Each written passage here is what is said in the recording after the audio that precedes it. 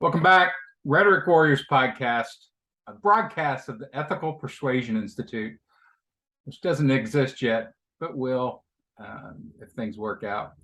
Complicated times require sophisticated techniques, so we're trying to turn up people's understanding and ability to interpret and create messages here in our complicated times.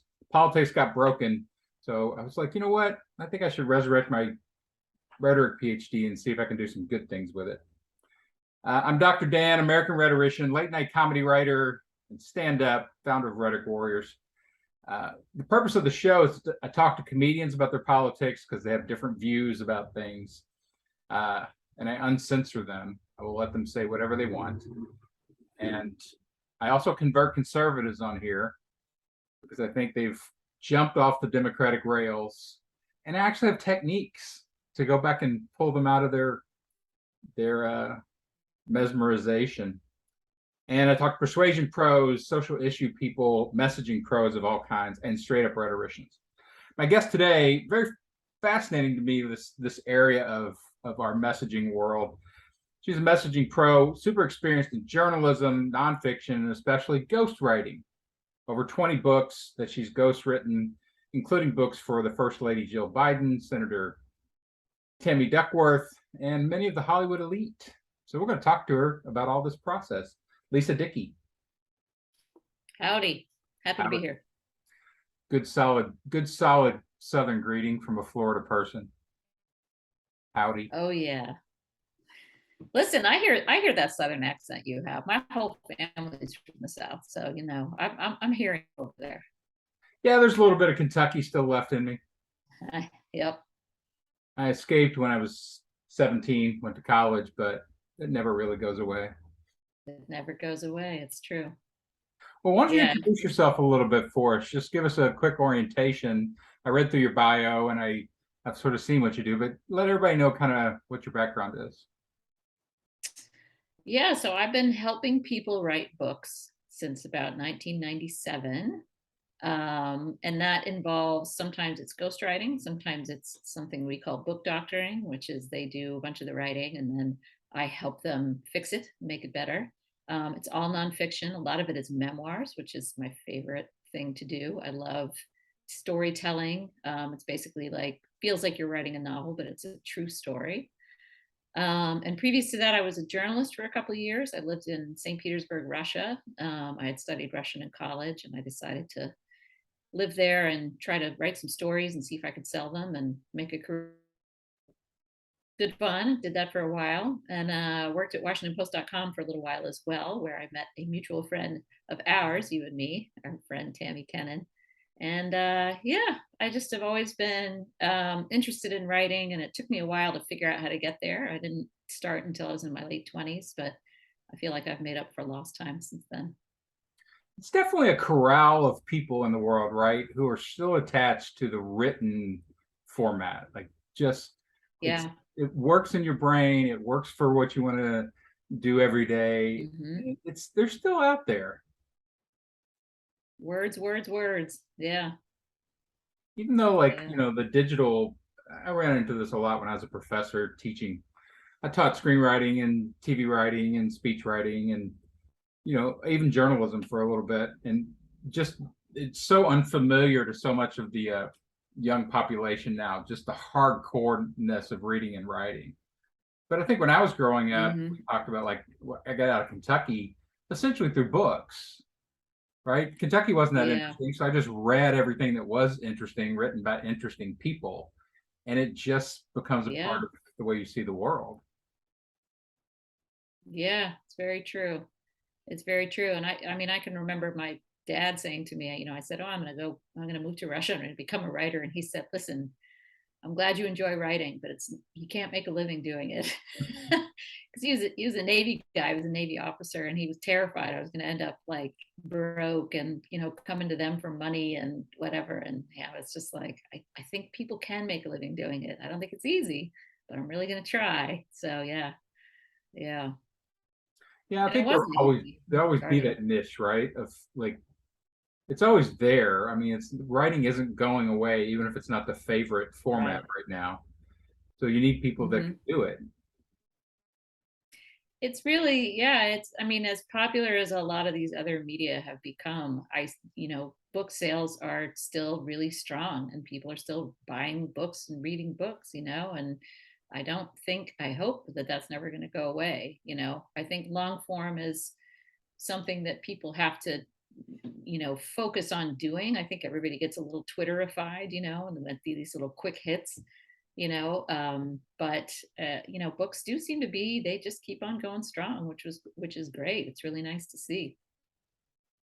So are you decidedly like a long form person? Do you also do short form? Because I've always, we'll talk about all this, but I've done a bunch of ghostwriting, but it's all been mostly in stand up, which is, Oh, like right. a Yeah, yeah. 5 minute bit, 6 minute, Uh, you listen to somebody's mhm. life or their idea and you go away and Yeah, you write it with them or whatever. But it's quick hitter. Like my brain likes yeah. turn and burn.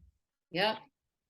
I mean, there's like all kinds of ghostwriting, right? Like people don't think about that in terms of when they hear the word ghostwriting, I think they automatically go to books. But yeah, what you do is definitely ghostwriting. People ghostwrite for executives at companies all the time. They write speeches, they write, you know, social media posts, they do all kinds of things, and all of that, anything I think where you're channeling somebody or you're the vessel for their thoughts to get on the page or to get on the screen or whatever it is, all of that is a form of ghostwriting. But yeah, my brain just really prefers long form. I did when I was working as a journalist. I was never really interested in like 300 or 500 or 800 word stories, news stories where you would just chase down the facts and then you would write, the inverted pyramid, whatever, of like, here's all the information that you get down to your point. And I just never was really interested in that. It just felt like a lot of work to me for a story that was going to be fish wrapped the next day. And with books, I felt like, you can do a book like these books I've done with people like Jill Biden or Tammy Duckworth or Patrick Swayze or Herbie Hancock or whatever. Like that is the definitive book that they put out about themselves and will be forever. Like if somebody's still thinking about Patrick Swayze in 100 years, they're probably going to read that book. And that to me is super cool. I just think that's really cool to be putting something out into the world that will maintain its value and will exist in perpetuity as long as there are books. Yeah, it is. It is a form of that longevity of things. When you work in TV and you work in stand up can have longevity. Like I've got I've literally got jokes in my show and jokes that I've written for other people that I've done for 30 or 35 years. They live on Yeah. if it's an evergreen Hmm. joke. But most of it's churn and it is that churn and burn. Like when you write for late night TV, every day you come in, you write the jokes. I used Yeah. to tell people about this that you have 5 or 6 people on staff. You may write 300 jokes, 20 get used in the show. Right. The Yeah. other 280 are just radioactive runoff in Hollywood. They just disappear Yeah. into the ether. Yep. You work and work and work, and then there it goes. But I got to be honest too, though. The other thing that I really was into about books was, when I was writing, like it was basically feature articles. I did a lot of stuff for the Moscow Times. I wrote some stuff for USA Today, but it was always like, here, I'm going to pitch this idea to this editor, and maybe the editor takes a day or two to think about it, and then they're like, well, actually, why don't you do it this way? Okay, all right. So how many words are we going to do? Well, how much are you going to get paid? Okay. So I go out and I write the story, whatever, and then I got to invoice them. And then, maybe they pay me right away. Maybe they don't pay me for 6 weeks.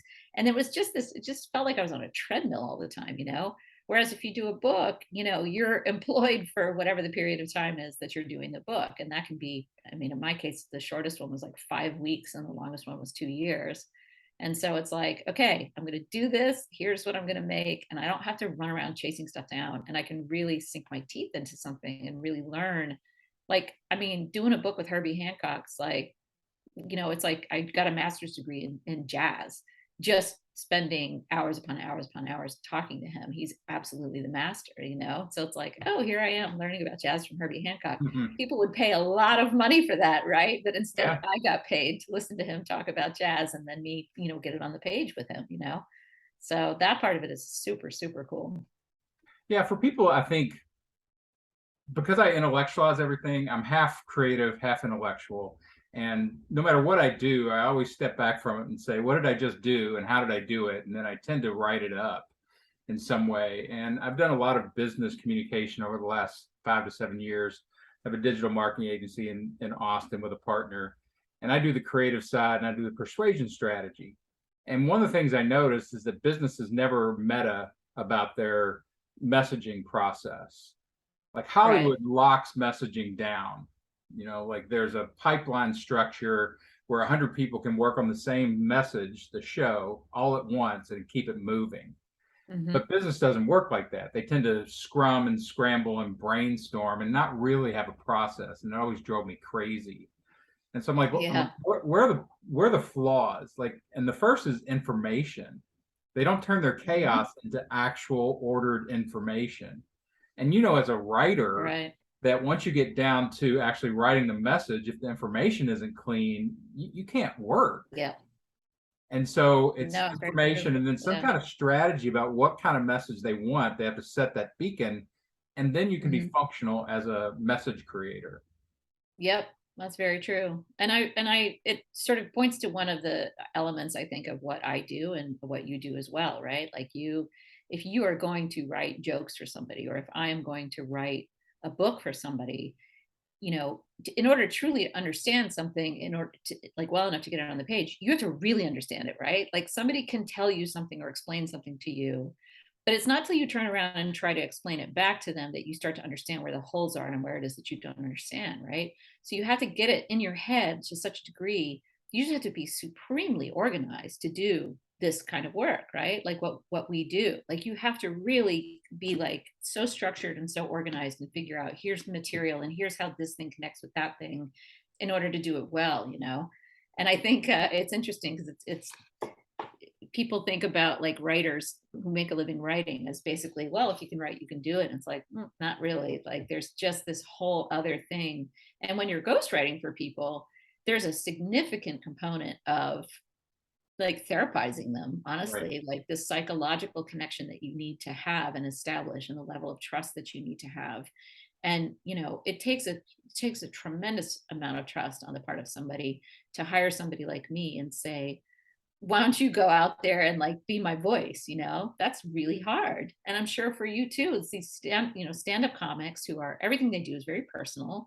It's got to sound like them. It's got to feel like, natural for them. And for them to hire somebody like you, I mean, it speaks really well of your skills for them to be like, I trust you to go out and not only write a funny joke, but write a funny joke in the way I would write a funny joke. It's a totally different thing. There's like multiple layers to it. Yeah, the relationship component between you and the source of this information, these ideas and perspectives and experiences is really fascinating, because they have to trust you. They have to tell you honestly. They can't be trying to impress you with their information, because you don't want exaggerated information. You have to at least start with the baseline truth. You can flavor it however you want, but if they can't give you that, then you're, again, if you don't have clean information, you can't move forward. And it is, I mean, that relationship has to go both ways, right? So like as doing a person doing what I'm doing, like I'll get calls about potentially, collaborating with somebody really famous or really like, super accomplished or super intimidating or whatever. And I never approach it like, oh, I'm going to go and have this interview and I need to impress them or I need to persuade them to hire me, because it's like dating, right? Like if you have to persuade somebody to date you, it's not going to work. Like either you two have to be like, oh, I'm kind of into this person, and if it's like, if there's a mutual, like desire to work together, then it will work. But if one person or the other person is kind of like trying to impress or persuade the other one, forget it. It's just going to end badly for everybody. So there needs to be like Tinder or Bumble for ghostwriters. Yeah, that's right. Match them up. Ooh, I like this one. Swipe. Right. No. Maybe. Yeah. Yeah, it's interesting. And like when you said, people don't really realize how common this is. I mean, if you look back in the history of literature, like Cyrano, is the most famous ghostwriter, right? But when you look at it and you're like, almost no text, I think, when you really look at it theoretically, is ever singularly written. Like people are always pulling influences. There was an article in the a Twitter storm yesterday about Beyonce having 24 credited writers on one of her songs. That's right. And one of the traditional Yeah. songwriters, I can't remember her name, Diane Warren, Diane Warren. was saying, how can you? Diane Warren was all like, what's that about? How can 24 people write a Yeah. song? I'm like, oh, honey, you just stepped right in it, didn't you? But you understand it like from a position of the pure communicator who is just expressing their soul, and it's, you know, this concept of communication that is mono, which is an illusion, versus, yeah, if you really credited everybody on every song that said something that you grabbed and used or influenced it, it'd probably all be 25 writers. Yeah. You know, it's funny, like thinking about, so one thing I would say is like, sorry to everybody out there who thinks all the actors and all the politicians and all those people actually write their own books, because the vast majority of them do not. The vast majority of them hire somebody like me to help them, either because they can't do it, they don't want to do it, they don't have time to do it. Why would they bother if they can hire somebody like me? So that's just I mean, there are some exceptions, but it's pretty rare. But also there's editors who are working on these books as well. You know, these editors are working very hard, and agents sometimes get involved. And of course, you know, people sometimes have their, you know, they'll read it aloud to their spouse or to whomever, and then that person has input. You know, it's pretty rare. It's funny, as you were saying that, I was like picturing, I don't know if you watched Dickinson, the Emily Dickinson series that came out. I forget what it was on. It was Hulu, I think. Or was it Apple? I don't know. I can't remember. I never can remember which of the streaming services. But anyway, it's all about Emily Dickinson. And she literally would just sit up in her room and write all this stuff and then stuff it into a desk because she didn't want to show it to anybody, you know? So that's like, it's just a totally different kind of thing though, you know? And I think that's pretty rare these days for somebody to just be like writing and writing and writing and not even getting any kind of feedback from anybody. So. Well, and even within that, like I'm in joke writing, I'm a counterpuncher. Like I write best in dialogue. So if somebody says something to me, my brain comes up with 7 options really quick and then plucks one and says it back. And so in some ways, you know, they're playing straight man, but they're co-authoring it because without them, I couldn't get to that joke. And you see this a lot in writers' rooms. Like you have people that are funny in the room, and then you have people who are funny getting stuff on the show into the script. And they're not always the same people.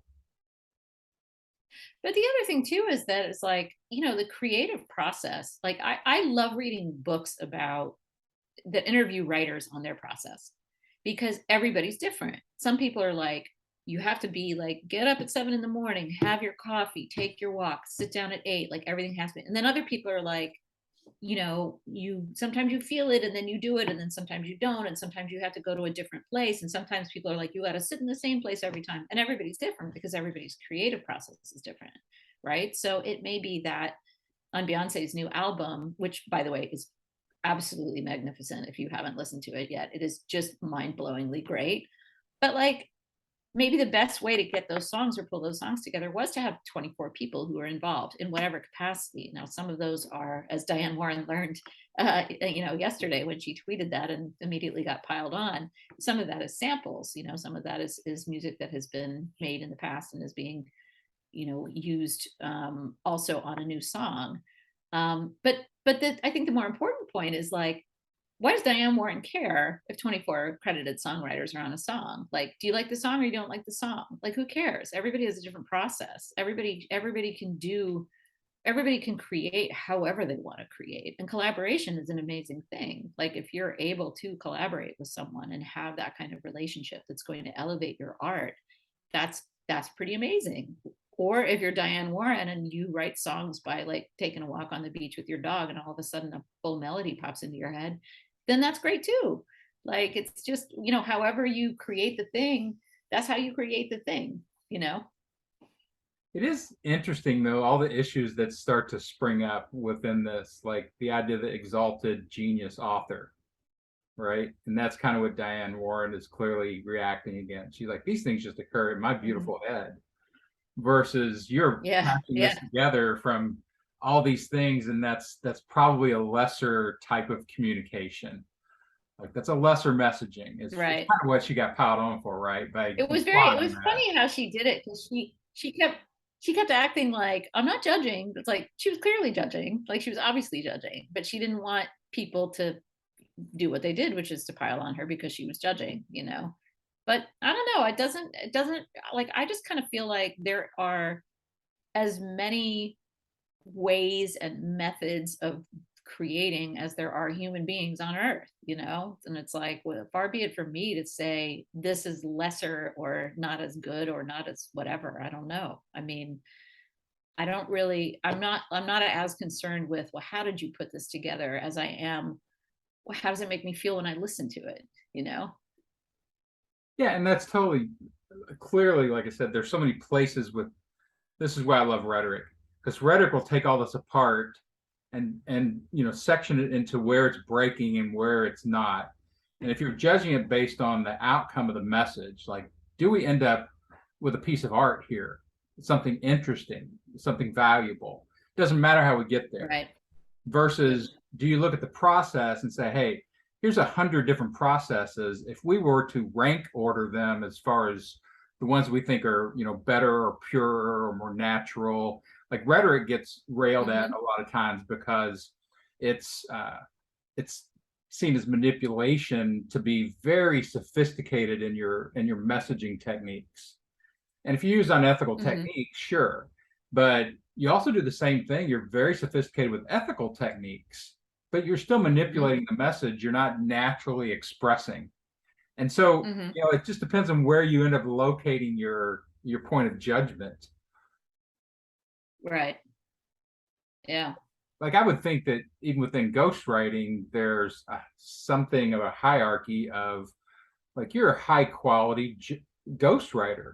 I mean, you've got to be one of the top ghostwriters in the world. Yeah, I think I'm up there. Yeah. Yeah. Ooh, ooh. Woo, woo, woo. Look at me. Look at me. And that ethos, that credibility is important to you. It gets you paid more, Yeah. gets you in demand more. Yeah. So Yeah. you see why, like, some of that communicator art, that communicator skill level, becomes Yeah. important to people. Yeah. Yeah. No, it is. I mean, it's such a weird thing. It's such a weird way to make a living, you know? Like it's such a there's parts of me that's like, oh, I wish I could like just write all my own books, you know. But then there's part of me that thinks, you know, look at the like level of readership that these things get, you know, like there's just hundreds of thousands of books sold that I had a hand in, and that's super exciting, you know. And I did write my own book that came out in 2017, and then it sold absolutely at least tens of copies. So, you know, I was like, I'm so proud of it and I'm so glad I did it. But at the same time, it's like, you know, okay, back to, you know, working with these people who have like a natural constituency of book buyers and honing their message and putting things out into the world, which by the way, like this is a thing for me where it has always felt really important throughout my whole career. Anytime somebody gets in touch with me about, you know, I want to do a book and are you interested in collaborating with me, I always need to have a conversation with them where I really dig into, why are you doing this book? Like, what is the point? What are you trying to put out into the world? And occasionally it's somebody who just is like, I just want to tell this story. This is an interesting story or whatever. But unless there's a larger point behind it that I think actually adds something to the sort of, you know, global discussion, I'm not really interested, you know? Like everybody does have an interesting story. Everybody in the world has had interesting things happen to them. Like there's just life is weird and grand and strange and like everybody's had stuff happen to them. But my question is always to the people, like, what is the message you're trying to convey? And why is it that you are the person that should be conveying this message, you know? Or is there a slice of history here that nobody has ever told? You know, I did a book with a guy about the wireless industry, which sounds like the most boring thing in the world, but the wireless industry, cell phones, the way it came Like, about in this changed the whole country world. was completely an absurd thing where they basically gave away all of the like air real estate on which the cell phone signals would be. It would be like giving away the Grand Canyon or giving away all the national parks for free. They literally handed it to people. And so people started taking advantage of it, and they started doing these late night infomercials and being like, everybody apply and everybody will get a tiny little slice and you're all going to get rich, I promise. And guess what? They did. And it was insane. And then people would end up like, oh, look, I now own the cell phone, you know, rights to Yuma, Arizona. What am I going to do with it? Oh, I'm going to turn around and sell it to this guy, Craig McCaw, who actually knows how to build a cell phone industry. So instead of the United States government getting all the money, instead they handed it to all these schmoes who called this late night infomercial where Merv Griffin was telling them to like send money in. And all those people got money. And then Craig McCaw built the thing anyway. All of which is to say, when I first took this interview with this dude who wanted to write this book, I was like, there is a 0% chance I'm going to want to help a guy write a book about the cell phone industry. Then he started telling me some of these stories, and I thought, this is a history that needs to be on the page. This is always and forever will be the definitive history of how that industry got started, which I think is just really cool. There, like you said, there's so many sub stories inside the sort of major cover story. You know, the scan story that we all like, oh, I understand that now. No, you don't. Like, there's so much subterranean humanness going on underneath everything. It's really fascinating. And again, the ghostwriter, I think, I had lunch with or coffee the other day with a buddy of mine who's I wrote with on a couple of shows, and he writes on Bill Maher now. But he gets pulled in to do joke writing for A-list actors and Hollywooders for different events or whatever. And Brad Pitt, they knew he was going to win the best supporting actor award, you know, for Once Upon a Time in Hollywood. And so he wanted jokes. And so for 6 weeks, my buddy Bob wrote jokes with Brad Pitt, talking to him every day on the phone or texting him, a bunch of joke options. And I remember watching when Brad Pitt received which award it was, but he did the joke of, well, I'm going to have to add this to my Tinder profile. And as soon as I heard it, I knew a professional joke guy. And that was your guy. Yeah. It was too sharp, but that was Bob. That's really funny. You know, and so there's all that stuff floating around in the world that you don't know authorship. All you know is the, end. That's true. Yeah. Speaking of which, here's a great example of that, right? So we all watch the Oscars, right? And then Chris Rock tells the joke about, about Jada and her bald head, and then this leads to the slap, and it's all anybody can talk about. And all I could think was, did Chris Rock actually write that joke? Or did somebody else write that joke for Chris Rock and they're about to never work in Hollywood again? Like, I was really curious. And I'm pretty sure Chris Rock just like said that on the stage. I don't think that was written for him. Well, my buddy Chuck is Chris Rock's joke writer, and he was there that night. So if you wanted the definitive history of the slap, Chuck knows it. He doesn't Did Chuck write that joke? He did not. Like, from what I understand, it was just an off the cuff from Chris. I heard that Chris was winging it. That's what I heard from my sources, who I'm not going to name, but it's not your friend Chuck, but it's somebody else. Yeah, and it was definitely a wing it joke. It was a stand-up club joke because it was an old reference. It wasn't a particularly good joke. Like, it was way, out of date. It really wasn't. Yeah. But, it was just a little zinger, which you do all the time in clubs, and he's a club comic. So it's hardly the meanest thing that was ever said on the Oscar stage to people sitting in the audience, but I can understand them being unhappy about it. But the slap was a whole other level. The slap heard around the world. There's the other thing, right? Shouldn't he have been slapping the writer, or should he slap the mouth that said it? But I think it was one and the same, don't you? Yeah, no, I'm just saying, like, you never know. Like, I'm really good at writing like hardcore, raw zingers about Hollywood. Like, I've worked on shows that are snarky. Wait, but hold up. Wait, let's roll back to what you just said, though, right? So what does that mean? Like, if I ghostwrite a book for somebody and they sign off on everything I've done, and then somebody gets pissed off for what's in the book, who is responsible, me or the author? Well, I think, again, if we go back to it theoretically and we start divvying up responsibility, like, do you escape all responsibility? It's still your words, and you sold it back to the author. You probably did some type of persuasion to get it in there.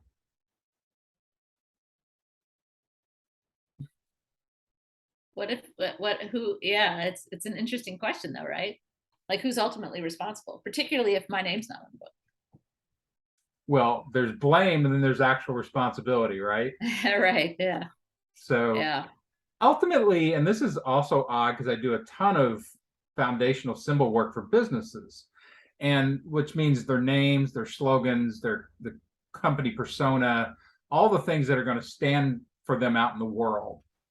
And those are really important decisions for a company because it determines Mhm. lots of things for years. And I don't want to be in the what if I come up with the wrong stuff and I ruin the company? Yeah. Yeah. Am I Yeah. liable? Yeah, no, it's a good question. I used to tell people, I used to joke in the beginning when I first started doing this, and somebody would read one of the books that I had worked on, and I would say, whatever you love, that's what I did. And whatever you hate, that's what the author did. I like it. That's probably more true Because, than not you can't true. ever say exactly what you did anyway. So I just might as well be like, all of my stuff is the brilliant stuff. Well, ultimately, it goes back to who is the decider. It goes back to the strategy. Like who Mhm. actually makes the decision about what version or what is going to go into that book, how it's going to be said. Is it the Mhm. client or is it you guys collaborating together or is it the editor? Like, you It's know, not me. I mean, it's their book. You know what I mean? Like it really is. Like that really is. And it's funny, I mean, in my experience, people are very, very involved. I remember hearing Larry King. I remember hearing about him that he was like so shocked to find what was in his books, or he just didn't even know. He got interviewed about one. He's like, oh, I'm not even sure. I haven't even read it yet. Like, he just didn't even know and didn't even really seem to care. But, all of my people that I've worked with have been extremely involved in everything. but are they competent deciders? I mean, are they competent deciders? I don't even know what that means. You know what I mean? Like you've gotta, it's your book, it's your book. I know, Not, and so there's they're a difference qualified. between like me writing a book about someone and it's like a biography of, and I'm helping someone write their autobiography. It's just two different things. Like ultimately, I think the responsibility does lie with them. Yeah, I mean, they're legitimate deciders. They've got the right Yeah. to decide, usually. But are they the Hmm. most competent communication entity to be making that decision? Maybe not. Maybe not. Not everybody is super competent at communications. They're never the right ones. They're never the right Yeah. ones. They're not Yeah. like I've worked with a lot of comics that go through a range of talent that they bring to the moment. Like I wrote for Dennis Miller and he had lost his mind by the time I wrote for him, but he was still unerringly correct on his comedy radar. When you put a set of jokes in Oh, front of wow. him, he picked the top 5 to 7 jokes every time. And so he was a Wow. very competent decider for jokes. Now, Mhm. information and truth, he was terrible at. Yeah. Interesting. Do you Yeah. shape people? Do you feel like you steer them? Like what are your I'm Oh, sure you sure. do. Yeah. I'll make suggestions and I'll sometimes very strongly suggest going in one direction or another direction. But ultimately people can choose, they make decisions. Most of the time, I think they make the right decision. And sometimes they make a decision I think is a poor decision. The worst one for me was early in my career. I was working with somebody who decided they were tired of being fixed, having their text fixed by me. And so instead of sending, we went back and forth with all these edits and fixes and changes, and I was really improving the book. And but they just decided they weren't interested, and so they just sent their original writing to the editor and was like, here's the manuscript. Editor then sends it out to the copy editor. The copy editor sends it back. They send me a version of the copy edit, and I start reading it, and I'm like, oh my god, like they copy edited the wrong book. Like they copy edited the first draft, not like the third draft, which is what we've been working on all these months. And get in touch with them, and they're like, no, this is what the author sent. And I was like, oh boy, like they just were like, they paid me, but they didn't use my stuff, right? New York Times reviewed the book and basically said, this is an okay book, but it would have been really so much better if they had hired a professional writer to help them. And I was like, so what do you do? Like, you can't go out, and I'm not going to tell you who it is, because you can't go out and then be like, I worked on this book, but the person like Right. totally didn't listen to me. And some books are like that, where it's like, you get a reviewer will review it and be like, this decision was terrible. And you think, "Ugh, I wish they had listened, you know? But there's nothing you can do about it. It's not your like, that's why I'm saying, like, ultimately, the book is the author's book. I cannot make the author make a certain decision, and I have to, like, if I want to put the book on my resume or on my website, I have to just live with whatever decisions they may have made that I think are not great decisions for the book. Yeah, it's a tough space to, as a professional, ultimately, as long as you're not doing something totally heinous and you get paid, you're like, okay, next. Yeah. But there is a Mhm. sense on the other side of, hey, this is gonna, if I'm associated with this, it's got to have a certain level of quality or it Yeah. denigrates your It doesn't credibility. feel good, you know? It doesn't feel good. It's just you're just like, oh, it just feels embarrassing, or it just feels like, oi, and then you can't really, tell people, and then you're just like, ugh, all right, on to the next. Because like you say, I mean, it is, I think, like every book I have done, I always just pour myself into it, like it's like my magnum opus, like this is the most Sure. important book I'll ever write. And I think some people are just like, it's a job, I'm going to do the best I can, I'm not going to worry about it. But I'm always like, if we just do, I'm just always like, just a little more here and a little, but really, really, like, do you really want to do that? Because I really think, and just getting super, super extra involved, and taking it personally if somebody makes a decision the other way, and just feeling like, just listen to me. It's funny. It's really hard. It's really hard. Well, I think you're still in that good space of non-cynical professional. Like if you get beat up enough by it, where you're just like, it's a job. I'll do it to the Yeah. level that they're happy with it, and I don't care. Yeah. And I know a lot of Hmm. people who end up there, in professional communication across the board. Doesn't matter what industry of it you're in. But for me, like in the same way, like I'm probably even more extreme than you. I've written for so many comics and so much of it that I basically have a domination agreement with them now. Like, do it the way I write it, or I'm not going to write it. Yeah. Or screw you. I quit. They're not paying me much anyway. Like when I wrote for Yeah. big comics and stuff, sure, I would just write tons of jokes. They throw most of them Yeah. away, grab the ones they like, go. But if I'm writing for, like, I've got a guy I've written for years just for fun. He at first paid me and then he ran out of money, but I just find him amusing. And so I Right. wrote I That's wrote funny. a 10-minute bit for him the other day, just Yeah. about how, like, he's very, he's got this long beard now. He looks homeless, lives in Florida, and just how he can have fun by just going to nice places. Like if he just goes to shop, like at a nice department store, how it just becomes a whole, fun day. Wait, hold up. So you're writing for him for free just because you're amused by him? Yeah, Wow, but that's he's got to do fantastic. it as I write it because every time he changes it, Well, he I mean, kills the obviously, if he's jokes. not paying you, obviously he has to do it as you write it. That's crazy. Things still comics don't listen to anything, but he does just But because he can't write yeah, jokes. You I know, think it's really interesting too, though. Like, I think, like, once you've been doing it for a while, I think in the beginning you're always sort of like, or I was anyway, like, well, maybe we could, and like, I don't want to step on your toes, but blah blah blah. And now it's like, all right, I've done this a long time. I need you to trust me. Here's what I'm going to tell you, And then just being like, oh, I just always assumed like, well, they probably know how they want to do their book better. But now I'm like, no, let me tell you how this should go. This is what makes the most sense. Are you comfortable with it? You're not? Why? Okay, let's like figure out if there's a way to do it. But it's just, you just gain confidence, I think, after doing it for so many years. So many years. So so many many. years upon years upon years.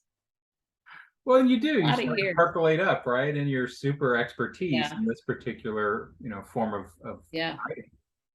And so you do. You see, And you then see did all you this did space. you find, like, I ended up, I was always the youngest person in the room, and every client of mine was older than me. And then now I've started to have clients who are my age or younger, and I'm like, oh, really, with this? When did this become a thing? This is crazy. Yeah, doesn't seem right. The more you know, the Yeah. younger you should get, Mm, right? You become more valuable. You should also grow younger. Benjamin Button. Speaking of your Benjamin boy, Button. Brad Pitt. Yeah, I've run into this a lot. Like I'm pretty good at hearing other people's voices. The reason I started to write comedy instead of just perform it was because I'd work with somebody like Brian Regan or one of these guys just have a really strong comedy voice, and it would just echo in my head for a week. So I'm like, I might as well write Yeah, it yeah, down and send it to them. You know, yeah. Isn't that funny? I started when I was traveling in Europe after after I graduated from college, like all the kids do, right? Like, oh, I'm gonna go to Europe and get a Euro pass. And I'd be reading like I'd take my little paperback books or whatever, and I'd be reading them. And if I was reading Hemingway, I would write postcards home to my family in these like very sharp, like staccato sentences, these very masculine, like forms of writing. And then if I was reading Dostoevsky, they'd be more these florid, long sentences, convoluted, and then I was like, oh, that's weird. I'm not even really trying to do that. I'm not even thinking about doing it. It's just my brain just wants to mimic whatever it is, whoever I'm reading or whoever I'm hearing. And then that was, I think, the first time that I thought, oh, that's kind of like ghostwriting. That would be really interesting. Now, that was, I was 21 at that point, and I didn't start ghostwriting until 10 years later. But I think it always stuck in my head a little bit where I thought it's really interesting to sort of mimic a person or a place. And I think part of the reason also why I was naturally good at it is that I was a Navy brat, right? So every couple of years we'd move to a new place, new part of the country, or even overseas or whatever. And so I would find myself in California, and now I'm in South Carolina, and now I'm in Florida, now I'm in Spain. And as a kid, you want to, I mean, not every kid, but I think most kids, you want to fit in like with people, right? So I would change my demeanor or my Right. accent or my how I behaved based on, oh, here's what the norms of this place are. And then I would just fit into that. And I think that was actually really superb training for becoming a ghostwriter. Yeah, it's almost a form of linguistic acting. Yes, totally, 100%. It's so much like, it's funny you say that because I have described it to people as like, you just become another person for a period of time. You subsume yourself in them. And it is very much like portraying a character in a movie or a television show. You just become that person. And it takes me a minute after I'm done to sort of come back out of it. I'll like go flip through my scrapbooks or like read stuff I've written in the past, read my own book or whatever, and try to remember like, who am I as opposed to this person that I've been being for a while. Yeah, it's linguistic play. It's a playground, and I think like you were saying, there's a certain pleasure to it. There's a certain social usefulness to it. Like growing up in Kentucky, I knew Mhm. I did not fit in Kentucky. It wasn't it didn't celebrate intellectualism. I could hang Yeah. with the rednecks, and I was physical enough to live okay in that culture. My brain was always doing things that their brains weren't. And I recognized it pretty early on, like when I had to bridge my Mhm. vocabulary with the adults, when I was 7 years Mhm. old. Like they would be like, "What word? What?" Mhm. And so I'm like, okay, so they don't fit Mhm. mentally. And I remember the first time moving, starting grad school at UT Austin, they had a party the first week for the incoming grad students, and all the faculty and the current grad students were there, and just realized at some point all these people speak my language. Like everybody in here Yeah. can understand everything I say. That just Yeah. never happened in my life. Yeah. Yeah. Yeah, it's pretty cool when you sort of find your people, and it takes I mean, I think it does take a minute, like you grew up in a place where you didn't feel like it really was your environment or your people. And I grew up in multiple places and thought, well, where am I? Like I still don't really understand where I'm from. Like if you ask me where I'm from, really probably it would be the place where I was born, and then we moved away and moved all over the place, and then we came back and I went to high school there, and that's Pensacola, Florida. Well, Pensacola, Florida is not unlike probably where you grew up in Kentucky. It's very, very red state. It's very, very, I'm a gay person. It's very not super friendly, I think, although, I mean, I say that, but certainly wasn't in the 80s, Right. a gay friendly place when I was growing up. So it is like, it becomes this thing where it's like, well, I am not a person who's like, I'm rooted here and this is where I live and this is where I'm going to spend my life. And that's that. That's just not my life. It's not my life experience at all. So there is a chameleon like quality where it's, I'm going where I'm going and I'm being who I'm being, and now I'm going to be this other person, and that's just how my life is unfolded. Well, and there's a concept in comm studies of speech accommodation. And on the light version of it, it means like if you're talking to somebody with an accent, you start to have more of an accent with them. You accommodate to their speech. On the Right. deep level of it, it's kind of what you're talking about. You adjust down to the psychological level to fit within the Yeah. social group that you're in that moment. And when you become chameleon like you said, it becomes very easy to sort of get in Yeah. and adapt quickly and be like, I'm conversant. And it Yeah. does play Yeah. into the ghostwriter thing, I would assume, very nicely. Yeah. I did a book with Whitney Houston's mom, Cissy Houston. Worked with her for a few months. She's was in her 80s at that point, I think, or her late 70s. Obviously, very different life experience than what I had had. You know, an African American woman, growing up in New Jersey, living in New Jersey. She's one of the greatest backup singers in the history of music. And I'm tasked with basically, becoming her. And she's grieving the loss of her daughter, and there's all kinds of stuff, all kinds of sort of elements of all of that. But it was like, I got it, I got her, I understood her, like I just got her. And so there was a really funny moment. Well, actually, there's two funny moments. One really funny moment when um we were going through the edits of the book, and it was me and the editor and this person who worked very closely with Sissy. And the editor said, "I don't like this phrase. I think it's not clear. How about we change it to blah?" And right away, this other person and I were like, "That is not how she would say it." And he said, "Well, how would she say it?" And I said, "Give me a second." And I just thought for a minute. And then I said some kind of phrase or a couple sentences or something. And the woman who had worked with Sissy for like 30 years went, "I don't know how you did that, but that is exactly what she would say." So that felt really good. That felt really nice to me. Um, and then the other moment that was just kind of funny was something that Sissy said to me at the book party, which was really nice. I mean, I probably shouldn't even tell it, and I'm just going to tell it sort of just she said it, and it meant a lot to me. Sure. But my name was on the cover of the book with her, by Cissy Houston, with me. And at the book party, she said that a few of her friends had asked whether Lisa Dickey was Black. And I was like, oh my God, like not having any idea what she was going to say. And she said, "And I tell them she's Black enough." And Ah, so that what was a really great meaningful line. to me. That felt really cool and special to me just as, I mean, I'm as white as I can be. And it was just a really nice moment for her to say that.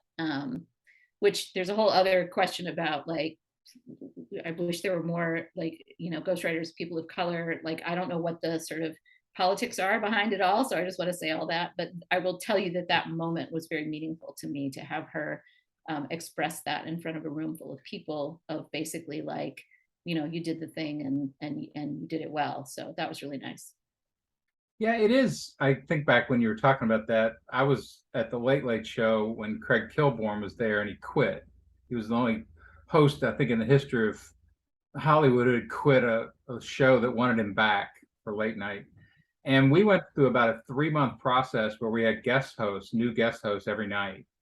So same writing staff, but we would just bring in whoever, and they just booked across this massive range. Rosie Perez did a night, like David Duchovny, like just a very wide range of people. And we would always be there to service what they wanted to do because they basically did the same show. They did a monologue and some kind of a desk sketch, and whatever they wanted to do, we would help them write it.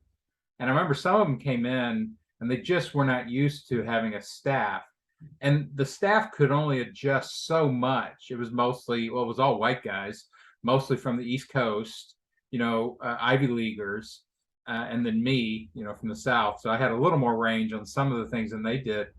But I remember we had a comic come in. What was his name? Black comic. Um, he's done a lot of stuff since then. I have to think about it, but really good comic, But they wrote a script for him that we would have normally written. And he looked at it and we were doing rehearsal and he's like, "These are not my words. Like, you've got to find new words." And he brought a couple of guys with him that Yeah. knew how to adjust, to his way of Yep. delivering and his language choice. And it's very Yeah. specific like that, all the way down to the Yeah. words that you're choosing, right, for people. Oh, absolutely. Yeah. There's just certain things, certain ways, I mean, that people express themselves or don't express themselves. And, that is my job, is to really listen and hear. And it's a lot about the rhythms. It's the rhythms of speech. And I'm also, like, I love music, and I play guitar and I sing, and I I feel like that is also very helpful, because I do think there's a certain rhythm to the way people speak that if you capture it, it sounds like them. And if you don't capture it, it doesn't sound anything like them, like regardless of whatever the words themselves are. Like some people speak in really clipped sentences. Some people speak in sort of looping kind of, some people always kind of reverse they come into it from behind instead of being really straightforward about things. And you have to just be such a good listener and really understand. The other thing I will say that I think was really helpful to me as a writer was learning another language. So I studied Russian in college, and I spent a lot of time in Russia, and I really tried to hone my language skills. But it really made me have to think about, why do I choose the words that I choose? Why do I choose to express myself in this particular way? And it makes you really think, I think, in a way that you don't necessarily if you only speak one language, because the ways that we express ourselves in other languages are so different, because the languages themselves are structured so differently. Yeah, I think that hyper awareness is kind of, again, sort of the offer behind. I started this podcast basically when Trump showed up and broke politics, and people were just like, "Oh, you can't do anything." I'm like, "That's not true.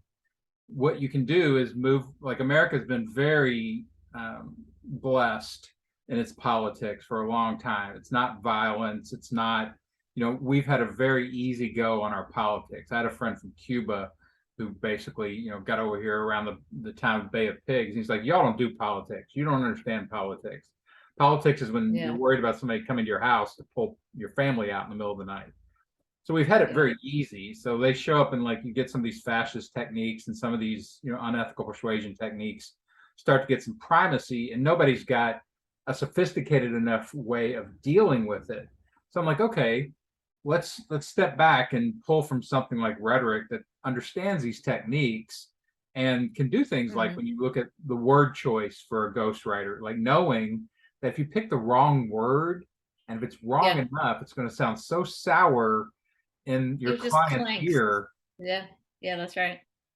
Yep. Yeah, it's really That true. pico level work that's Yeah, hard. it is. It is hard. It has to be. I think it's just like, either your ear works that way or it doesn't, you know? Like I don't it's such a, fun is the wrong word, but it's just, there's something so satisfying about it. There's something so satisfying about getting to the point where you understand the cadences of this other person, and you're able to sort of step into them for a minute. It was hard. My wife, by the end of the Sissy Houston book in particular, she was like, this has been, not easy, because it was a tight deadline. I was working a lot of hours, and I was putting myself in the position of a grieving person, and you feel it. I mean, you feel it. You cannot talk to a person about a death that they have endured and then sit down and try to get it on the page for them without grieving yourself. It's just, if Sure. you don't grieve, you're not doing it right, like it's you just feel it. You feel it, and it's intense, so so I remember my wife saying, she's like, well, I'm kind of glad to have you back now. That's kind of nice, because I was a little bit absent for a while, which is not, it's just kind of something that happens. Well, you have to meet them at the depth of their experience, or you can't Yeah. write at the depth of their experience, right? Yeah. You have to, there has to be a degree to which, I mean, maybe other ghosts don't do it. Maybe it's the difference between like method acting and non-method acting, right? Like everybody talks about Jeremy Strong from Succession, how he's just got to suffer and he just tears it out of his guts all the time. And then Brian Cox is like, I don't know, I'm just acting, So maybe there are ghosts who are just like, oh, please, whatever, like enough with all of this. But I don't know, man, I feel it. Well, and you I'm, seem I'm to the have a I'm the clear. Jeremy Strong of ghostwriters, is what I Yeah, am. I am too. Like, I can't just write dispassionately about somebody's passion, like I feel their Yeah, emotions. no, yeah, yeah, for sure. You also seem to have a fairly strong moral dictate for what you want to work on. Like, have you ever worked on Yeah. on a project that you feel morally ambiguous about? I worked on a project that I did not feel at all morally ambiguous about at the time, but then it turns out that the person that I worked with was ethically compromised and was asked to leave the organization that he had been leading, and it was super problematic. And I was like, wow, this is really interesting. This has never happened to me before. And weirdly enough, the guy came back around a couple of years later and was like, I really, really want to hire you to do another book. I need to tell my side of the story. I got framed, or I got, people were screwing with me. And I was just like, I realized I did a little test for him because he had told me a detail that was ethically questionable when we were in the editing portion of the first book. And I remember him telling me this thing and thinking, ooh, that's not a good thing that you've just told me. So as a test, when he came back around a couple years later, I asked him, what was it that happened when blah, blah, blah happened? Because I knew the answer and I knew it was something that he had done that was ethically questionable. And he absolutely made up an answer that made him look like a hero. And he was lying. And I was like, wow, okay. And that was the moment when I thought, this is terrible. I actually got really taken in by this person. I really believed he was doing great stuff and that he was a really cool guy. And it turns out he wasn't at all. So I feel kind of bad about that. I mean, that book came out, it didn't do well. It was a weird situation. He held on to it for way too long. And by the time it came out, he was already in trouble with his organization. And so, it's not like I was spreading lies and horribleness around in the world, but it definitely gave me pause because I think I have a pretty good sense of people and a pretty good radar. And boy, he really fooled me, but he fooled a lot of people. So Well, and you have to trust. You have to be vulnerable. You can't be questioning them all the time and yeah, work with them, right? yeah. And I still think to this day, I think he did some good things, but I think that he just was, if not immoral, I think he was maybe amoral. I think that he wanted to make his projects succeed at all costs. And he was extremely ambitious. And I think he lost sight of the human cost of what he was doing. Um, to this day, I don't know if you were to ask me, like, is he a fundamentally good guy who went awry, or is he a fundamentally bad guy? I would hate to think he's actually just a fundamentally bad guy, but I don't know. I don't know. And that's a weird thing to think about somebody that I spent a lot of time with. Yeah, and on my side of working, closely with a bunch of Hollywood people and a bunch of comedy people, they're always slippery, psychologically Yeah. and morally. And when I Hmm. worked for Dennis Miller, I remember after I got done with that job, I was talking to somebody else about another job, and they were like, Dennis Miller, huh? And they assumed like I was somehow in line with his politics. And I'm like, well, I also wrote for Tom Arnold. Do you think, I'm an idiot? Yeah. It's just a job. Yeah. And like, Yeah. Dennis went from the right wing or the left wing darling, like he was the Jon Stewart of his day when he was at Yeah. HBO, and then changed sides. And you get swept up in that, like because you are their voice and you're Yeah. working for them, it's easy to get Yeah. tinged with that. Yeah. And also it's hard because people change, right? So like, for all those of us in the gay community, Ellen DeGeneres was a superhero for years and years, and then she became the kind of person who was like, wow, these choices you're making are extremely poor choices, and it's just, and it just becomes like, oh, well, that happened. And, I don't know, people change, things happen. Yeah, I think that sort That's of for sure. moral anchor for who you'll work with, and you want projects that are gonna, like you said, they're gonna make you money. They're gonna make you happy to work with this person. They're gonna feel morally correct. Yeah. So you want all those things to line up. Yeah. For my world, they Absolutely. rarely do. Like there's always a couple of chunks in the armor. You're like, nah, Yeah. I'll have to deal with that. But I had one job where somebody pitched me. It was a guy who had previously been like a security person for super high level pop stars. Like, so he'd seen everything. He'd seen overdoses. He'd seen, like, you know, I don't know, just every possible crap thing you can imagine that happens in people's lives. And he was pitching this book, was like the inside story of being a Hollywood security guy. And I was like, first of all, as a person who is a ghostwriter and a person to whom people divulge things and reveal things, I would never, never, never turn around and reveal and divulge things for my own book to make some money. Like that's crazy. And it wasn't even like the book didn't even have some sort of redeeming, like the reason I'm telling you this is because I don't know, like don't do drugs, kids, or whatever, you Right. know. It was literally just he had this information, he thought it was titillating, he thought enough people would be interested in it that he could sell some books and make a buck. And I was actually much more pissed off at the agent who brought it to me than I was at the guy, because I figured, whatever, this guy is, I don't know him. But this agent I had worked with on a couple other things, and she was like, I actually wrote her a letter where I said, I'm so disappointed you're bringing this to me, and I'm so disappointed you're actually repping this guy. I'm really shocked by that, and I don't even know what to say. And I'm sure that this is going to sting hearing this from me, but I don't feel right not saying it to you. I don't think this book should even exist. Nice one. Good, So strong. that happened. Yeah. Well, and I And she think wrote if you're back going to be something involved in, about, she wrote back something about like, oh, if there's some things of interest here or whatever, there can be some good that can come of it or whatever. And, I'm sorry if you don't, whatever. And that was it. I never heard from her again, and she never heard from me again. So that was that.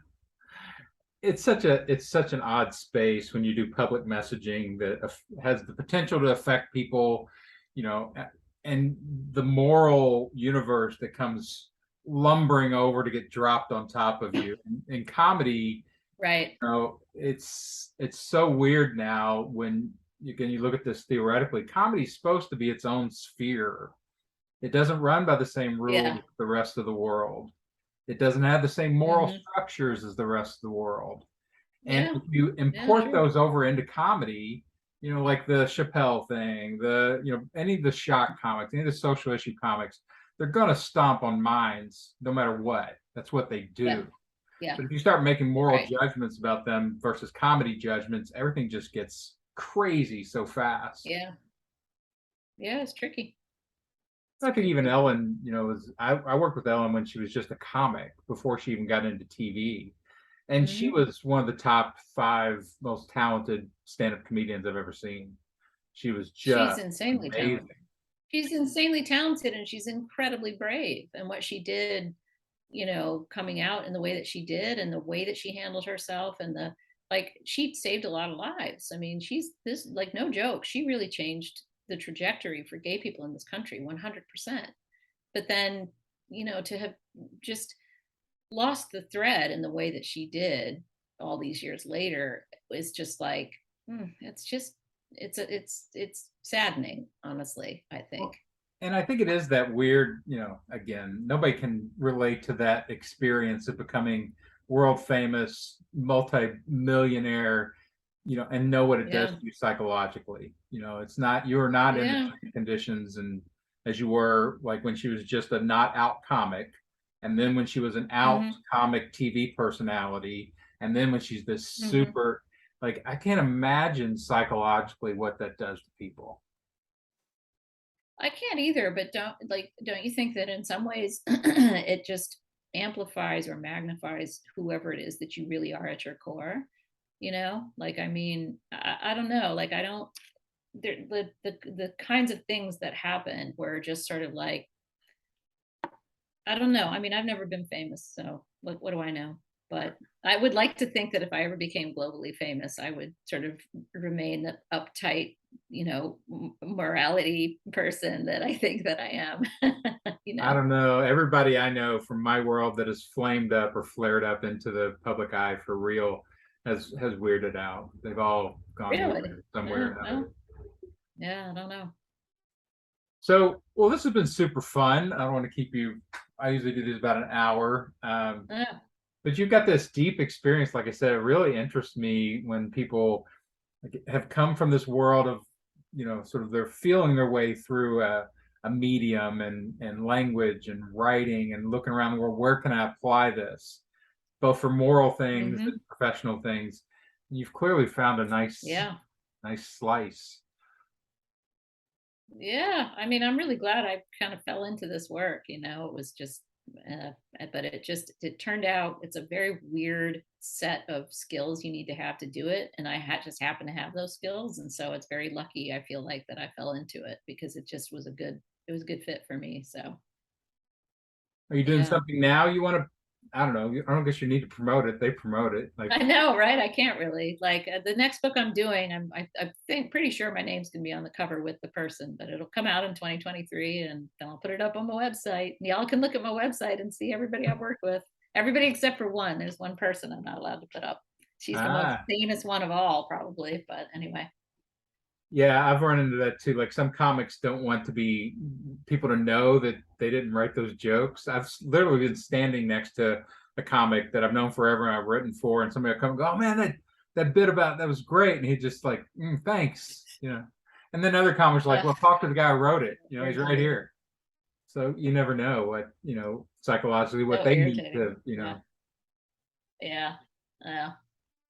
But Well, cool. it's for whatever headaches there are, it's totally worth it for me. I just love it. I love what I do. Well, you obviously do it very well. Very interesting conversation. I appreciate you jumping on. It was fun. Thanks, Yeah, Dr. Dan. Dr. Dan talking All about the right. words. Appreciate it. All right. Well, this has been the Rhetoric Warriors podcast. Read something by Lisa Dickey. Do you get you don't Yeah. you get royalties? Yeah, sometimes depends. But here's what you should really read. This is my book, Bears in the Streets. Bears in the Streets. 3 Journeys Across a Changing Russia by me. This is the only one that's actually mine. It's just propping up my computer, but hold on. I'll show you a picture of me in 1995. This is when I did 3 trips across Russia in 1995, and then again in 2005, and then again in 2015. And I interviewed the same people every time.